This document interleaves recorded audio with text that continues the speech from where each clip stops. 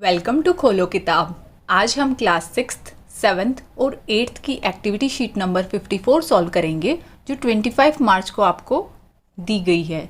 इस वीडियो में हम इंग्लिश मीडियम वाले स्टूडेंट्स के लिए सॉल्व कर रहे हैं। अगर आप हिंदी मीडियम के स्टूडेंट हैं तो यहाँ ऊपर आपको एक लिंक नज़र आ रहा होगा, उस पर क्लिक करके आप हिंदी में इस वाली एक्टिविटी शीट को देख सकते हैं। यहाँ ऊपर आप अपना नाम लिखेंगे, यहाँ जो भी आपके टीचर हैं उनका नाम लिखेंगे। अगर आप चैनल पर नए हैं तो पहले चैनल को ज़रूर सब्सक्राइब कर दें और वीडियो पसंद आए तो लाइक एंड कमेंट करना ना भूलें। चलिए देखते हैं क्या दिया हुआ इस एक्टिविटी शीट में। हमें मैथ्स की एक्टिविटी शीट है जिसमें फ्रैक्शन को ही हम कंटिन्यू करेंगे। पिछली वर्कशीट में भी हमने फ्रैक्शन के बारे में पढ़ा था, अब उसी को आगे कंटिन्यू करा है। पिछली वाली में आपको बहुत सारे फ्रैक्शन के टाइप्स बताए थे, कितनी तरह की फ्रैक्शन होती है, उसी में से एक टाइप अब हम इसमें पढ़ेंगे और फ्रैक्शंस को कैसे जोड़ा जाता है, कैसे घटा किया जाता है, वो सब भी देखेंगे। पहले ये आपको एक पोएम दी हुई है यहाँ, वो देख लेते हैं। Heena bought a pie, Riya wanted to try, so they plan to divide and different methods they applied, but both got equal parts of the pie, let's see how and why. कि हीना ने एक पाई खरीदी थी खाने के लिए, बेकरी टाइप का product, गोल shape में जो होता है पाई। आप में से कई लोगों ने ट्राई भी की होगी। हीना ने खरीदी, अब रिया को भी वो ट्राई करनी है, खानी है, वो टेस्ट करनी है। पाई और ट्राई राइमिंग बन गई ना, पोयम इसीलिए कहा है। और इसलिए उन्होंने क्या सोचा कि चलो इसको डिवाइड कर लेते हैं, बांट लेते हैं। दोनों ने अलग अलग मेथड अप्लाई किए बांटने के, अलग अलग तरीके से बांटा, लेकिन दोनों को बराबर हिस्सा मिला पाई का। जिस भी तरीके से बांट रहे थे, हीना अलग तरीके से बांट रही थी, रिया अलग तरीके से बांट रही थी, पर दोनों ही तरीकों से सेम पाई दोनों के हिस्से में आ रही थी। तो चलिए देखते हैं क्यों ऐसा हुआ, कैसे हुआ और क्यों हुआ। ये जैसे हीना का मेथड आपको दिखाया कि ये एक पाई थी उसके पास, हीना ने उसको बिल्कुल बीच में से ऐसे हाफ कर दिया। इस फ्रैक्शन को कैसे लिखते हैं ये आपको पिछली वर्कशीट में बताया था कि पूरा जो भी आइटम आपको दिया हो, जो भी चीज़ दी हो, उसके पहले तो ये देखो कितने हिस्से किए, 1 और 2 हिस्से किए। तो नीचे तो हम वो लिखते हैं डिनोमिनेटर में जितने टोटल हिस्से किए हों, 2 हमने नीचे लिखा, और ऊपर कितने पार्ट उसको मिला। जैसे हीना को कितना पार्ट मिला, 1 को कलर करके दिखाया तो हमने 1 लिख दिया, 1/2 हिस्सा हो गया। ऐसे हम फ्रैक्शन को लिखते हैं। अब ये तो हीना का मेथड था, और रिया ने क्या मेथड यूज़ किया, उसने उस गोल पाई के 4 टुकड़े किए, 4 टुकड़ों में से 2 टुकड़े अपने पास रखे, 2 हीना को दे दिए। इसकी फ्रैक्शन क्या बनी, 1 2 3 4 हिस्से किए, तो नीचे तो हम टोटल लिखेंगे 4, और ऊपर कितने कलर्ड हैं, 1 और 2, ऊपर लिखा 2। लेकिन आप लोगों को पता है 1/2 और 2/4 बराबर होते हैं। क्यों होते हैं, पिक्चर से देख लो। अभी अगर आपको फ्रैक्शन नहीं समझ में आ रही क्यों बराबर हैं, आप देखो इसमें बिल्कुल एग्जैक्टली इतना हाफ पोर्शन ब्लू किया हुआ है, और इसमें भी एग्जैक्टली इतना हाफ पोर्शन ब्लू किया हुआ है, और इतना अनकलर्ड छोड़ रखा है। मतलब दोनों बराबर हैं ये सर्कल्स, तो ये दोनों फ्रैक्शंस भी बराबर होंगी। ऊपर और नीचे दोनों सेम मल्टीपल से ये मल्टीप्लाई कर रखे हैं कि अगर मैं ऊपर भी 2 से मल्टीप्लाई कर दूँ, नीचे भी 2 से मल्टीप्लाई कर दूँ, तो क्या बनेगा, 2/4 बन जाएगा। अगर मैं ऊपर 3 से मल्टीप्लाई कर दूँ, नीचे भी 3 से मल्टीप्लाई कर दूँ, तो वो 3/6 बन जाएगा। ये सब फ्रैक्शंस आपस में बराबर होंगी, 1/2, 2/4, 3/6। क्यों बराबर कह रहे हैं, क्योंकि जितने से हम ऊपर मल्टीप्लाई कर रहे हैं न्यूमरेटर को, उतने से ही डिनोमिनेटर को मल्टीप्लाई कर रहे हैं, वो आपस में कैंसिल ही हो जाएंगे। ये आप नीचे क्वेश्चन करोगे तो आपको और क्लियर हो जाएगा। और ऐसी फ्रैक्शंस को क्या बोलते हैं वो इस वर्कशीट में बताया मेन। इनको बोलते हैं इक्विवेलेंट फ्रैक्शंस। मतलब वो फ्रैक्शंस जो लुक डिफरेंट, दिखती तो अलग अलग हैं, जैसे 1/2 और 2/4 अलग अलग दिख रही हैं, but have the same value, लेकिन वैल्यू इनकी सेम है। क्या वैल्यू होगी, 1/2 बराबर लिख दिया इन्होंने 2/4, बराबर लिख दिया 3/6। अगर मैं इसको 2 के टेबल से कट करूं 2/4 को, तो क्या बनेगा, ऊपर 2 1 ज़ा 2, और नीचे 4 का क्या हो जाएगा, 2 2 ज़ा 4 होता है, तो वो 1/2 ही बनेगा। ऐसे ही अगर मैं इसको 3 के टेबल से कट करूं, ऊपर 3 1 ज़ा 3 और नीचे 3 2 ज़ा 6, तो भी 1/2 आ रहा है। देखने में सब अलग हैं, पर सबकी वैल्यू तो 1/2 ही है, इसलिए इनको नाम दिया गया है इक्विवेलेंट फ्रैक्शंस। अब आपको ये क्वेश्चन सॉल्व करने हैं। पहले पार्ट में क्या करना है कि आपको ये डायग्राम जो दिखाया हुआ है, जो भी फिगर दिखाई हुई है, इसको कलर करना है जो नीचे फ्रैक्शन दी हुई है उसके अकॉर्डिंग। यहाँ इक्विवेलेंट फ्रैक्शन दी है 1/4, जो कि बराबर इन्होंने बता दी 3/12। ये क्यों ऐसे लिखा है फ्रैक्शन को, आपको ये भी पता होना चाहिए। नीचे 4 लिखा, मतलब इसके टोटल हिस्से कितने किए हुए हैं वो तो हमने नीचे लिखा 4, और इसके टोटल कितने हिस्से किए इस सर्कल के, ये अगर आप काउंट करोगे तो ये सारे 12 बन रहे हैं। अब ऊपर यहाँ 1 लिखा है और यहाँ 3 लिखा है, तो इस हिसाब से आप कलर करोगे कि इस वाले सर्कल में कितने पोर्शन को कलर करोगे, 1 पोर्शन को, और इस वाले सर्कल में कितने पोर्शंस को कलर करोगे, 3 सर्कल्स को। ईजी है ये करना, ये चीज़ आपको करके दिखानी थी कि ये और ये फ्रैक्शन इक्विवेलेंट है। हाँ, फिगर से भी हमें पता लग रहा है कि इसमें भी सिर्फ इतना पोर्शन कलर किया और इसमें भी सिर्फ इतना पोर्शन। अगर मैं इस सर्कल को इस सर्कल के ऊपर रख के देखूंगी तो बिल्कुल एग्जैक्ट सेम, जितना ये एरिया है उतना ही ये एरिया है। ये दोनों दिखने में फ्रैक्शन अलग हैं पर दोनों की वैल्यू तो एक ही है। आप चाहो तो इसको चेक भी कर सकते हो। देखो 3/12 है, 3/12 को अगर मैं 3 के टेबल में देखूँ, 3 1 ज़ा 3, ऊपर 1 आएगा, और 3 4 ज़ा 12, 4 नीचे आएगा, 1/4 ही बन रहा है। ऐसे ही आपको ये वाली सॉल्व करनी है। इधर दिखाया हुआ 2/3 जो कि इक्विवेलेंट है 8/12। पहले तो आप यही चेक करो कि ये सही में 2/3, नीचे वाला देखो 3 लिखा हुआ है यहाँ डिनोमिनेटर में, मतलब इस सर्कल के कितने हिस्से किए हुए हैं, 1 2 3, हाँ सही लिखा हुआ है। इस वाले सर्कल के भी ऐसे ही काउंट करोगे तो टोटल कितने पोर्शन बनाए हुए हैं, 12 बनाए हुए हैं। वो तो हम नीचे लिखते हैं टोटल, और ऊपर क्या लिखोगे, जितने आप कलर कर रहे हो, जितने आप चूज कर रहे हो। तो फर्स्ट वाले में 2 को कलर करना है और इस वाले डायग्राम में आपको 8 को कलर करना है।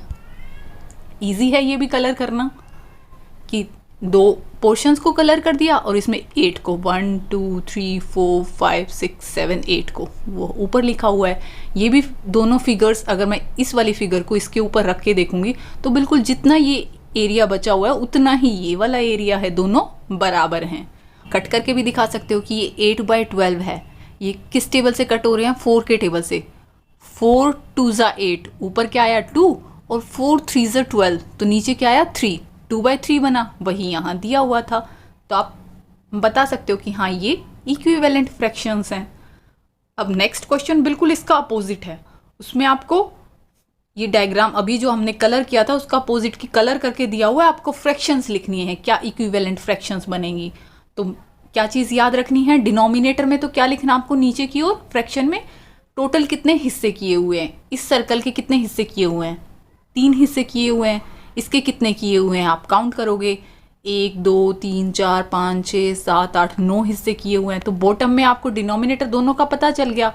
और ऊपर क्या लिखोगे, कितनों को कलर किया हुआ है, इसमें 2 को कलर किया हुआ है और इसमें 1 2 3 4 5 6 को कलर किया हुआ है। तो फर्स्ट वाली का तो 2/3 फ्रैक्शन होगा और सेकंड वाली का क्या होगा, 6/9 फ्रैक्शन बनेगी।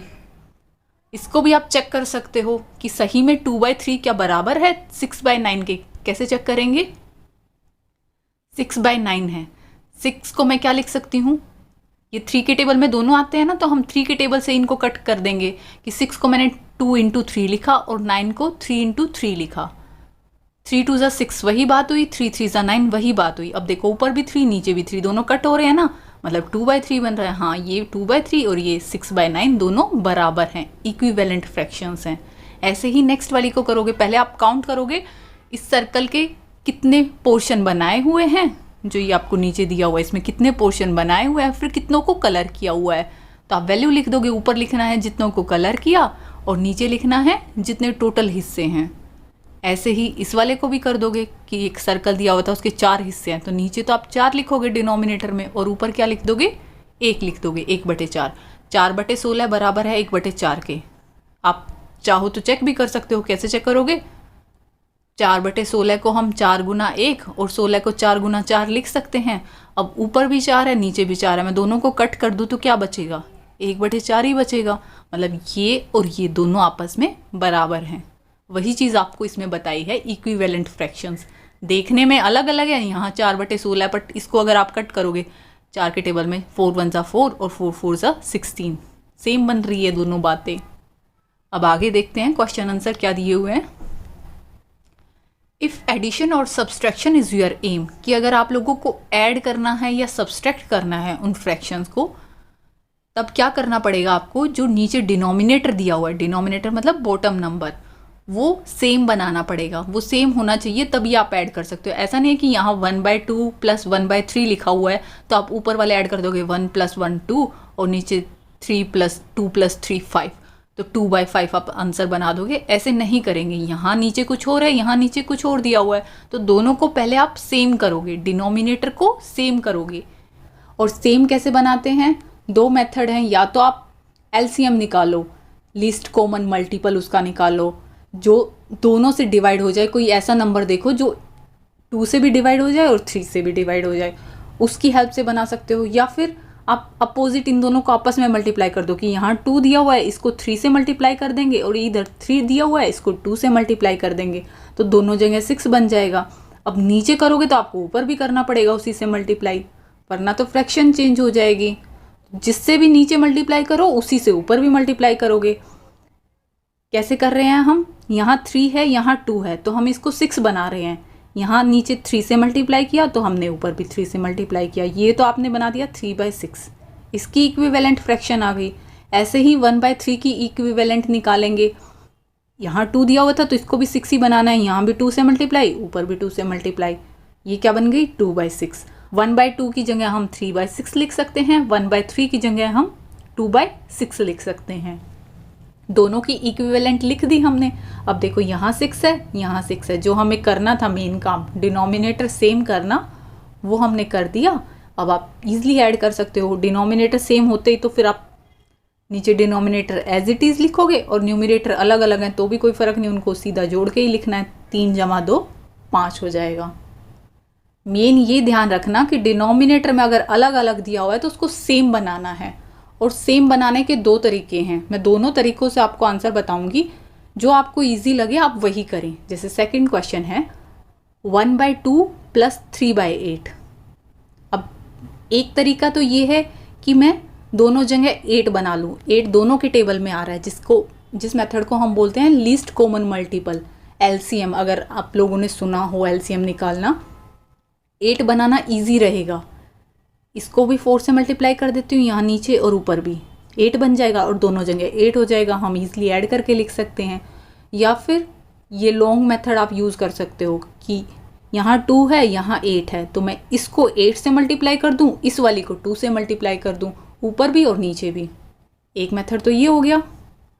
आपको अगर ये सॉल्व करना है तो आप ये सॉल्व करें, और ये नहीं करना तो ये वाला सॉल्व करें, एलसीएम वाला मेथड, जिसमें हमने कोई ऐसा नंबर देख लिया जो दोनों के टेबल में आ रहा है, 2 के टेबल में भी आ रहा है और 8 के टेबल में भी आ रहा है, उनका कॉमन क्या है, ऐसा 8 है, तो वो ज़्यादा इजी रहेगा कि 2 और 8 के में 8 एलसीएम ऐसे निकालते हैं। ये मैं आपको अलग से दूसरी वीडियो में समझा दूंगी, अभी बहुत लेंथी हो जाएगा, फिर आप लोग बोलोगे कि मैम बहुत बड़ी वीडियो हो गई। तो आप या तो ये मेथड यूज़ करें अगर आपको ये मेथड एलसीएम वाला नहीं समझ में आ रहा, या इसको ना भी ड्रॉ करोगे आप सीधा ये देखो, हमें यहाँ 8 बनाना था, यहाँ 8 दिया हुआ है तो इसको मैंने 4 से मल्टीप्लाई कर दिया, ऊपर 4 से किया तो नीचे भी 4 से किया, ये क्या बना 4 और नीचे 4 × 2 = 8 प्लस 3/8 हमने एज इट इज़ लिख दिया। 4 और 3 कितना होता है, ऊपर तो 7 बन गया और नीचे 8 दिया हुआ था, वो हम एज इट इज़ लिखते हैं, 7/8 आंसर आया। और अगर आप इस मेथड से सॉल्व कर रहे हो तो अपोजिट से मल्टीप्लाई, इधर 8 से करा और इधर 2 से, नीचे 8 से करे तो ऑब्वियसली ऊपर भी करना पड़ेगा, और इधर नीचे 2 से कर रहे हो तो ऊपर भी 2 से करना पड़ेगा। अब यहाँ 2 8 ज़ा भी 16 होता है, 8 2 ज़ा भी 16 होता है, नीचे हमने 16 कॉमन बना लिया डिनोमिनेटर, ऊपर क्या बना यहाँ 8 और यहाँ 3 2 ज़ा 6, 8 + 6 ऊपर एज इट इज़, और नीचे ये 16 जो डिनोमिनेटर है वो एज इट इज़। 8 और 6 कितना हो जाएगा 14/16। अब 14/16 का आप इक्विवेलेंट देखो, ये दोनों कट रहे हैं ना 2 के टेबल से, 2 7 ज़ा 14 होता है और 2 8 ज़ा 16 होता है, तो 7/8 ही यहाँ आ रहा है, 7/8 ही यहाँ आ रहा है। जो भी आपको इजी लगे आप वो मेथड यूज़ करें, और ये एलसीएम निकालने का तरीका होता है। अगर आप अभी ये ना भी बनाओगे तो भी आपकी टीचर आपको कुछ नहीं कहेगी, आप सीधा दोनों जगह 8 बना रहे हो, आपने इधर 4 से मल्टीप्लाई करके बना दिया, या आप दोनों जगह 16 बना रहे हो तो इधर 8 से किया इधर 2 से किया। अब ऐसे ही हम बाकी क्वेश्चन सॉल्व करेंगे। सेकंड क्वेश्चन जैसे दिया हुआ है 2/15 प्लस 3/5, या तो इसको मैं 5 से मल्टीप्लाई करूँ और इसको 15 से मल्टीप्लाई करूँ, या फिर मैं देख लूँ ये दोनों किस टेबल में आ रहे हैं, इनका लिस्ट कॉमन क्या बन रहा है, कौन सा ऐसा नंबर है जो दोनों से डिवाइड हो जाएगा। तो 15 ऐसा बनेगा एलसीएम, मैं एक को ही चेंज कर लूँगी और उसी से आंसर आ जाएगा। आप कोई एक मेथड से सॉल्व करें, ये वाला ज़्यादा इजी रहेगा। जब आप बड़ी क्लास में हो जाओगे तो आप देखना यही वाला मेथड यूज़ किया करोगे, क्योंकि अभी तो सिर्फ 2 को ऐड करना है, तो आप इसको 5 से मल्टीप्लाई, इसको 15 से मल्टीप्लाई और ये सॉल्व करके लिख सकते हो। पर अगर ऐसे ही बहुत सारे दिए होते तो आप सबको कोई ना मल्टीप्लाई करते ऊपर और नीचे, फिर आप यही देखते कि इनमें कॉमन क्या निकल रहा है, लिस्ट कॉमन, फिर आप वही सॉल्व कर देते।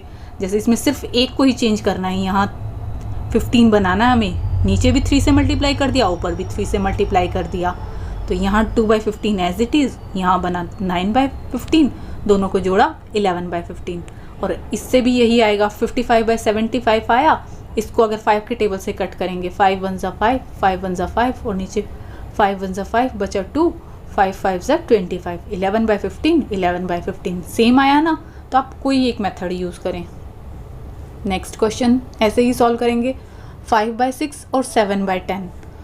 एक मेथड, यहाँ मैं 10 से मल्टीप्लाई करूँ ऊपर और नीचे, और यहाँ 6 से, क्योंकि यहाँ हमें 60 बनाना है, यहाँ भी 60 बनाना है। या फिर दोनों का कॉमन क्या बन रहा है, दोनों में कॉमन 30 बन रहा है, तो मैं दोनों को 30 बनाने की कोशिश करूँ। ये शॉर्टकट मेथड होता है, ये थोड़ा लॉन्ग पड़ जाता है, मल्टीप्लाई हमें ज़्यादा बड़ी वैल्यूज़ निकलेंगी, फिर उनको कट करके आपस में छोटी वैल्यू निकालोगे, इसमें इतना नहीं करना पड़ेगा। अब घटा के सवाल देख लेते हैं, वो भी ऐसे ही करेंगे कि 11/15 घटा 3/5 है, तो आप ऐसे सीधा नहीं करोगे 11 घटा 3 ऊपर लिख दिया और 15 घटा 5 नीचे लिख दिया, वो गलत हो जाएगा। आपको यहाँ 15 दिया हुआ है तो नीचे यहाँ भी सेम करना पड़ेगा, यहाँ 5 है, इसको भी 15 बनाओगे, आप इसको 3 से गुना कर दो, 5 दिए 15 हो जाएगा। अब नीचे गुना कर रहे हो तो ऊपर भी करना पड़ेगा, वरना तो वो भी नहीं बदल जाएगा।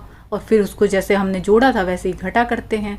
जैसे 4/5 घटा 2/3 आपको दिया है, तो कैसे सॉल्व करोगे, इस वाले को 3 से गुना कर देंगे, इस वाले को 5 से गुना कर देंगे, अपोजिट से कर देते कि यहाँ 5 था यहाँ 3 था, तो इसको 3 से कर दिया, इसको 5 से कर दिया, दोनों जगह सेम बन जाएगा 15, फिर हम सॉल्व कर देंगे।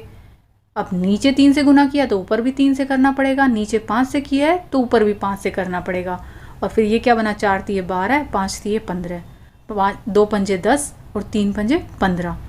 अब 15 और 15 आ गया, तो यूं नहीं इन दोनों को माइनस करना है, सेम आने के बाद इसको एज इट इज़ यूँ का यूँ लिखते हैं और ऊपर वाले को घटा, अगर घटा दिया हुआ था तो घटा करेंगे, जोड़ दिया हुआ था तो जोड़ करेंगे। अब 12 घटा 10 दिया हुआ है तो 12 घटा 10 कितना हो जाएगा, 2/15, ये आपका आंसर हो जाएगा। ऐसे ही नेक्स्ट वाले को सॉल्व करोगे, 4/6 घटा 3/8। दो तरीके हैं, या तो इस मेथड से सॉल्व कर सकते हो या इस वाले मेथड से सॉल्व कर सकते हो, कि या तो दोनों जगह 24 बना लो, 24 6 के पहाड़े में भी आता है, 8 के में भी आता है। हमने ये निकाल लिया एलसीएम मेथड से, जो मैं इस वीडियो में आपको नहीं बता रही हूँ, ऑलरेडी वीडियो बहुत बड़ी हो चुकी है।